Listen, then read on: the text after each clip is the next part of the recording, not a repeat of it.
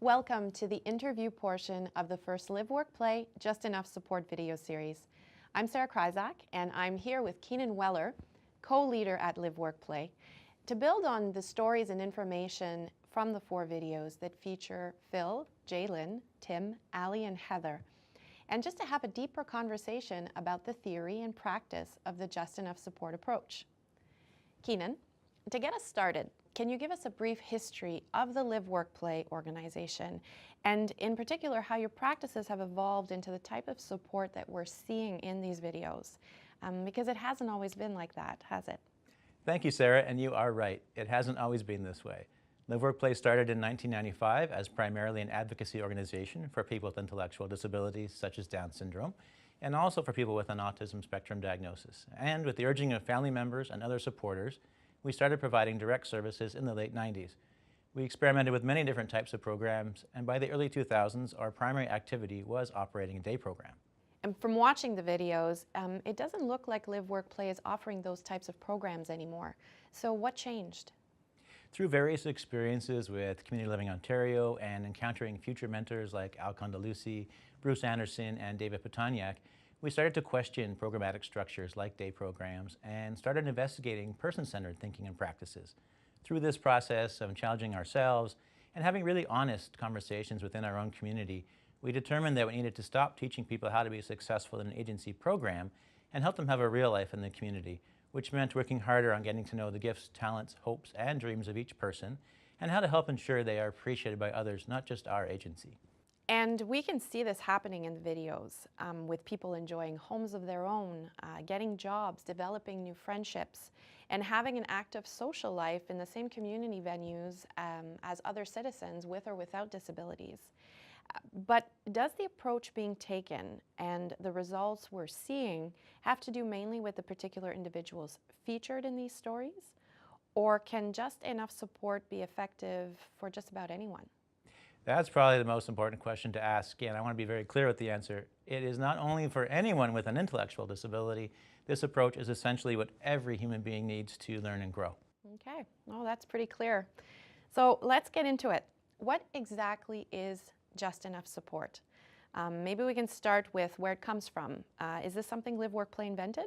Certainly not. In fact, this all goes back to the beginning of humankind, but in the context of supports and services for people with intellectual disabilities, and thinking about how to move away from segregated models to deliver healthier and more beneficial outcomes, one important dialogue started in 2009 with John O'Brien, Helen Sanderson, and other leaders in this field who captured some of their key ideas in a 2010 paper out of the UK titled All Together Now by Owen Cooper and Sally Warren. In this paper, the phrase just enough support emerges and has been further developed and popularized by Helen Sanderson and Associates. So that paper came out long after LiveWorkPlay had already made the transition away from running programs. Why in 2018 did you develop this video series and align yourself with the just enough support concept? Right. The principles and practical suggestions offered were not new to LiveWorkPlay, but how to frame them, explain them, and deliver them in partnership with individuals, families, and the community will always be a work in progress. Part of the drive to share what we've learned came out of a project that was referenced in the video, a partnership with the Multi-Faith Housing Initiative to include people with intellectual disabilities in a new nonprofit housing community. We received a grant to help support this transition through the Province of Ontario Housing Task Force, and we worked with a Helen Sanderson Associates facilitator to help these individuals and their families plan for success by utilizing the Just Enough Support framework. Okay, so the very phrase, just enough support, for someone to not have enough support, that seems somewhat obvious. If any of us do not have enough support in our lives, be it financial, emotional, organizational, whatever it may be, we're going to experience a number of negative consequences. But what about being over-supported? What does that really mean, and why should we be concerned about it? Another great question, and really we need to back up a bit and understand that this is all about the experience of being included or excluded. These videos emphasize the positive outcomes people experience when they take greater control of their lives, learn and grow from experience, expand their relationships, and ultimately experience being included and valued, having taken on important social roles that all citizens identify as essential to belonging, like being a friend, a teammate, a life partner, or a coworker, for example. So when that's not happening in people's lives, that means they are experiencing exclusion, and that's where you see harm that comes not only from being under-supported, it also means being limited or boxed in with respect to what is possible in our personal and public lives. And that's frequently what happens when people are over-supported. So I can see that if someone's life is limited to a particular program environment, they are literally being excluded from other possibilities. Is that mainly what this is about? Right. Exclusion most obviously occurs when people's lives are programmed in systems environments such as group homes or day programs. They're not alone in those settings, but their privacy, autonomy, and ability to learn and grow their relationships and valued social roles are extremely limited. Their gifts and talents may not be fully recognized, and avenues to explore the potential of those gifts and talents are either very narrow or altogether absent. But exclusion can also occur when someone lives with their own family or has an apartment of their own, if they are constrained by limits that others impose or by lack of support and the absence of opportunities and possibilities.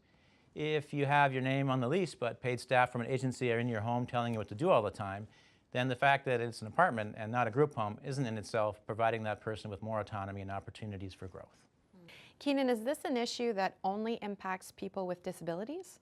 No, and that's a very important point. Being excluded is about being devalued and dehumanized, and we see this in many different marginalized populations. For example, exclusion based on gender identity, ethnicity, age, or mental health issues. The serious consequences to health, life expectancy, and poverty are similar for any person or group that experiences exclusion. And of course, we have to remember that people with intellectual disabilities can also face multiple forms of discrimination. We've worked with many individuals where issues of race or sexuality have been as significant to them as their disability label. Words like exclusion and inclusion are really nuanced, but I understand that there's also a science to this. The motivation for LiveWorkPlay to adopt a just enough support approach comes from an evidence-based perspective. Yes, definitely. We all know from our own experiences, whether we have a disability or not, that being left out or rejected in social situations is painful. It's a frequent comment from persons of any walk of life that being excluded feels like a punch in the gut. Researchers using fMRI technology, which is functional magnetic resonance imaging, have discovered that this is more than just a feeling. The same area of the brain lights up from the pain of social exclusion as what is observed when people experience a physical injury. So obviously, any person or organization involved in supporting others would want to avoid causing anyone this sort of pain. But beyond the pain, are there any other issues of concern? Yes, and this is absolutely critical to understanding the importance of the just enough support approach. The effects of segregating and excluding people only leads to being less autonomous and even more dependent on others. In other words, their quality of life continues to deteriorate over time. The only way to turn that around and help them to head in a positive direction is to give them more control over their life and more opportunities to learn and grow. Keenan, if someone has a disability and is facing a lot of barriers, perhaps they are a non-standard communicator, they use a wheelchair to get around, or maybe even both. It may be a fact that they are always going to need help from others to get their point across to strangers, to simply get around in the physical environment, and for some or maybe even a lot of their personal care. Is it realistic to approach their support in this way? I'd argue that the more barriers a person is seen to be facing, the more they need the supporters in their life to be challenging themselves to help find solutions that provide the individual with greater autonomy, more opportunities to experience and to be seen in valued roles. If our main identity is someone who gets help, that's a constant daily dose of exclusion, and those gut punches really add up to a lot of pain and hopelessness. But I mean, we all depend on others to some degree for our safety and quality of life. So what is the distinction between that sort of help and unhealthy dependencies? Fundamentally, it's about having control of what help you are receiving, who is providing it, and having the ability to change or remove support that you don't like or feel that you no longer need. Unhealthy dependencies can become a part of the life of any human being, but they're more common to people with disabilities, and especially those with intellectual disabilities. And this poses dangers beyond the pain of being excluded. In fact, segregating and excluding people is a type of self-fulfilling prophecy, whereby people who are already lacking in autonomy and opportunities for growth will indeed become less capable over time as a result of being excluded. What does current research say about these harms? The Neuroleadership Institute summarizes the major harms of exclusion as reduced intellectual performance, less positive social interaction, loss of meaning and purpose, increased self-defeating actions, impaired self-regulation, and overall decrease in physical and mental well-being. Those are some very serious consequences. How does our current system of supports for people with intellectual disabilities contribute to these harms? Well, it's been the tradition of this sector to stream people with intellectual disabilities into group homes and day programs, essentially because they are deemed to lack the capacity for more included environments, and or because other options aren't available.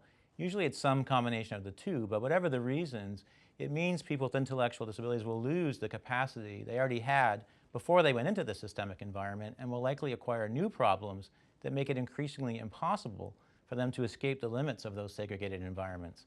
It's a classic vicious circle with terrible consequences. So in terms of providing a type of guideline for adopting a just enough support approach, I understand that LiveWorkPlay has distilled this into 6 core principles. Can you walk us through those and maybe associate them with the lives of the people in the videos? Sure, my pleasure. The first is the broadest, but really nothing works without it, and that's person-centered thinking. This doesn't just mean asking a person questions and using the answers to make a plan. This means a belief in our hearts and minds that our purpose is to get to know a person to the best of our ability and to support them to be in the driver's seat to map out their own life journey. I think we can probably learn the most about this from Phil's example, because when he was first introduced to LiveWorkPlay, it was with a very long list of assumptions which really were presented as facts about what he could not do and very little information about what he could do or what he wanted to do in life. From having his own apartment to working to growing his social network to include many different people, a lot of that was supposedly impossible. It all started with getting to know Phil and putting him at the center of the process instead of letting file folders tell us who he is. He seems to be enjoying his life with great friends. His mother seems to be really happy with how things are going, so that's great. What is the second principle? The second is assets-based solutions. This doesn't mean ignoring the barriers a person is facing or pretending that their disability does not exist. What it means is solving problems by focusing on what can be done. How can the person's gifts and talents contribute to reducing or eliminating barriers? Where support is needed, how can that help be designed to increase the competence of the individual rather than develop a dependency that will make them less capable? This really comes through in the video when Heather's father, Norm, is talking about where things are at in their lives and his own peace of mind about the future. It didn't come by seeking out more and more systemic supports. It really came from investing in Heather, who has exceeded a lot of expectations, including her own, about what she can do in life, from her job to her daily living. As Norm mentions, there was a time when they were concerned that picking up a phone to get help is something she couldn't learn. And now they can laugh about that, but there was a time the concern was very real and the change didn't happen overnight. It came from paid staff and natural relationships like family members working together with Heather to offer opportunities for growth with just that right balance of support. Now, the third principle is one that can be a bit confusing. Let's see if you can clear that up for us, Keenan. I will try. That would be the principle of community-first approaches. Whether it is a problem to be solved or a desire to be fulfilled, what existing community environments, resources, or people might be the answer? For example, instead of special needs programming, how might the person be supported to take part in recreation, sports, or the arts alongside other citizens in regular community venues like a YMCA or community theater? How this plays out wrong is if an agency like LiveWorkPlay or maybe a family advocacy group or a soccer league or a city council, there's any number of examples where a well-meaning group of people might see an excluded population and their response is to create something new for them, when really where they should be starting with is an inventory of what's already out there and how people with intellectual disabilities could be included in the places and activities that are already being enjoyed by other citizens. So instead of a special needs bowling league, how about just changing the bowling league so that whatever barriers are excluding people with intellectual disabilities, they can join leagues and teams that already exist. This can also be about supports that a person needs instead of looking to agency staff to provide it. Are there services in the community accessed by all citizens that could meet this need? Why is it important to sort of decentralize the way a person's needs are met? It goes back to the issue of dependency as well as people's autonomy and their roles in the community. For example, in the video we see that Tim has a relationship with a salon for some of his personal care. Well, that's what the salon calls a customer, and that's who Tim is to the salon. He's not a personal care checklist on the wall. He's a valued customer. And sometimes a solution hasn't been found yet. For example, in the video, Tim allows us to see that he gets help from Anthony, one of our amazing support staff, with shaving. He's tried a lot of other solutions that haven't worked out, so right now that's a role we are filling. But just like we found community-based solutions for everything from laundry to meals to nail care, we're always working with the person and their network to find ways that we can get out of the way of them enjoying greater autonomy in their own space as well as out in the world. Now let's tackle one of your personal favorites, Principle 4. Right, that would be barrier-busting technology. It's a routine experience that we'll be having a person-centered planning conversation with an individual and their family, and the point will be made that they can't use a stove, or they always lose keys, or they can't keep an appointment, or they get lost on the bus. Just a few examples. Those can be really powerful statements because whether they are 100% accurate or fair or not, they certainly present obstacles to having your own apartment or getting a job or even going out for dinner. There are new technologies or even new ways of thinking about old technologies that can really change the conversation. You can have a lock without keys. There are stoves that turn themselves off or that have elements that aren't hot to the touch. There are smartphone apps that give reminders or provide directions or bring you an Uber. These are truly life-changing technologies, and we often underestimate the ability of people with intellectual disabilities to master them. We saw some references to this in the videos, and everyone featured there uses some of these technologies in their daily lives. It's hard to find the words to explain the difference this has made for people who value their privacy and autonomy. Someone like Jalynn, who does not want people tromping through her personal space, or someone with an independent personality like Ali, who wants to be in charge but needs to reach out from time to solve a problem, or the way Phil is using Skype and social media to stay in touch with friends and family. I can tell you're very excited about how technology has helped people take greater control over their own lives. But ultimately, removing barriers creates opportunities for our next principle. Exactly, which is authentic valued roles. There are many books, videos, and studies about social role valorization, so I won't go into great detail, but I want to emphasize that people with intellectual disabilities are no less desiring of what is real than anyone else. They know and experience a real friendship or a real job just like anyone else. The difference is that because of segregated environments like day programs, it's possible to develop the perception that that's where those people are happy. Is that the self-fulfilling prophecy you mentioned earlier? Yes, exactly. If they aren't being supported to learn and grow outside of a systems environment, their desire and ability to escape it for authentic roles is going to deteriorate. People with intellectual disabilities are no less desiring of authentic social roles than anyone else. And I can also add that with some 30 years of experience, it's extremely rare that someone prefers a segregated environment, even if they experience failure trying out a new role in the community. And that's key. It's true that if someone leaves a day program for a paid job, they could fail at that job. Well, who hasn't failed at a job? If we try to protect people from failing, then we'll have to deny them any authentic role because friendships are not guarantees, employment can come and go, and real life is full of change, and you can't learn how to manage change if you never experience it. And last but not least, the final principle applies mainly to agencies offering supports and services. To some extent, yes, but really it applies to family members too, or anyone at all that is involved in supporting others to learn and grow. And that principle is always building bridges. Just enough support isn't about eliminating paid support from people's lives. At LiveWorkPlay, providing direct service to individuals who honor us as their choice of service provider is very important and a big part of why we exist as an organization. But a key to our work is always thinking of how there's an answer beyond that agency relationship. It could be a natural support such as a friend or a community-first solution, and we apply a lot of time and energy to being a bridge to those solutions. There's two sides on either end of a bridge. If the individual you're supporting is at one end waiting to cross, who or what is at the other end? Right, good question, because this often has more to do with people other than the person with a disability. Whether it is a workplace or a community theater, they might need help with their own thinking and practices about how to be welcoming and inclusive. We can't just expect them to know what they don't know, and we can't set up individuals we support for failure by throwing them into an unwelcoming environment. It's exactly as Suzanne from Multi-Faith Housing says in the video. We aren't looking for people to be tolerated, it's about being included, which means that they see the person for their assets and contributions, not just their needs and challenges. And they understand that exclusion is a problem created by those who are doing the excluding, not the person who's being excluded. And is this role for service agencies well understood? I think at the very least it is becoming a mainstream dialogue, even if it is not yet a widespread practice. But to be clear, there are dozens of organizations throughout Ontario and thousands more across the world who are constantly seeking out opportunities to build bridges, to get to know other people in their environments, their practices, their expectations. It's now in our organizational DNA to do that. I think in general, any organization that is truly delivering person-centered supports and is committed to the types of principles outlined here, just enough support is going to be their mindset, even if they call it something else.